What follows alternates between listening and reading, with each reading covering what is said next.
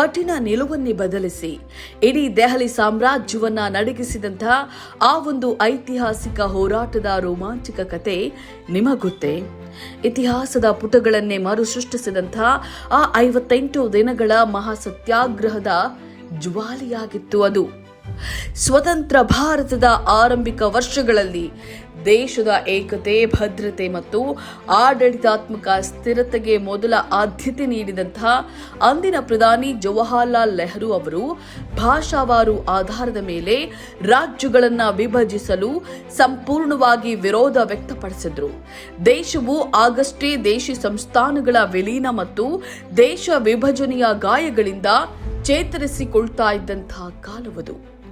ಇಂತಹ ಸಂದರ್ಭದಲ್ಲಿ ಭಾಷಾವಾರು ಪ್ರಾಂತ್ಯಗಳ ರಚನೆಯು ದೇಶದ ಸಾರ್ವಭೌಮತ್ವಕ್ಕೆ ಧಕ್ಕೆ ತರಬಹುದು ಅನ್ನೋದು ನೆಹರು ಅವರ ದೃಢ ನಿಲುವಾಗಿತ್ತು.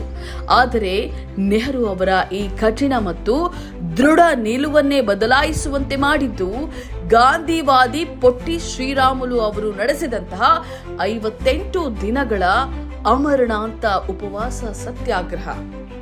1952 ಅಕ್ಟೋಬರ್ನಲ್ಲಿ ವಿಶಾಲ ಮದ್ರಾಸ್ ರಾಜ್ಯದಿಂದ ತೆಲುಗು ಭಾಷಿಕರಿಗಾಗಿ ಪ್ರತ್ಯೇಕ ರಾಜ್ಯವನ್ನು ಒತ್ತಾಯಿಸಿ ಶ್ರೀರಾಮುಲು ಅವರು ಉಪವಾಸ ಸತ್ಯಾಗ್ರಹವನ್ನು ಆರಂಭಿಸಿದರು. ಆರಂಭದಲ್ಲಿ ಕೇಂದ್ರ ಸರ್ಕಾರ ಹಾಗೂ ಪ್ರಧಾನಿ ನೆಹರು ಅವರು ಈ ಪ್ರತಿಭಟನೆಯನ್ನ ಗಂಭೀರವಾಗಿ ಪರಿಗಣಿಸಿರಲಿಲ್ಲ. ಆದರೆ ದಿನ ಕಳೆದಂತೆ ಶ್ರೀರಾಮುಲು ಅವರ ದೃಢ ಸಂಕಲ್ಪ ದೇಶದ ಗಮನ ಸೆಳೆಯಿತು. ಸತತ 58 ದಿನಗಳ ಕಾಲ ಅನ್ನ ನೀರು ತೊರೆದು ಹೋರಾಡಿದಂತಹ ಶ್ರೀರಾಮುಲು ಅವರು ಕೊನೆಗೆ ಪ್ರತ್ಯೇಕ ಆಂಧ್ರ ರಾಜ್ಯದ ಕನಸು ನನಸಾಗುವುದನ್ನ ನೋಡದೆಯೇ ಕೊನೆ ಉಸಿರೆಳೆದ್ರು. ಶ್ರೀರಾಮುಲು ಅವರ ಮರಣವು ಇಡೀ ತೆಲುಗು ಪ್ರಾಂತ್ಯದಲ್ಲಿ ಜ್ವಾಲಾಮುಖಿಯಂತೆ ಸ್ಫೋಟಿಸಿತು. ಮದ್ರಾಸ್ ರಾಜ್ಯದ ತೆಲುಗು ಮಾತನಾಡುವ ಜಿಲ್ಲೆಗಳಲ್ಲಿ ಹಿಂದೆಂದೂ ಕಾಣದ ರೀತಿಯಲ್ಲಿ ಭಾರೀ ಪ್ರತಿಭಟನೆಗಳು, ವ್ಯಾಪಕ ಹಿಂಸಾಚಾರ ಮತ್ತು ಪೊಲೀಸ್ ಗುಂಡಿನ ದಾಳಿಗಳು ನಡೆದವು. ಕಾನೂನು ಸುವ್ಯವಸ್ಥೆ ಸಂಪೂರ್ಣವಾಗಿ ಕುಸಿದು ಬಿದ್ದು ಇಡೀ ಪ್ರದೇಶವೇ ಹೊತ್ತಿ ಉರಿಯತೊಡಗಿತು.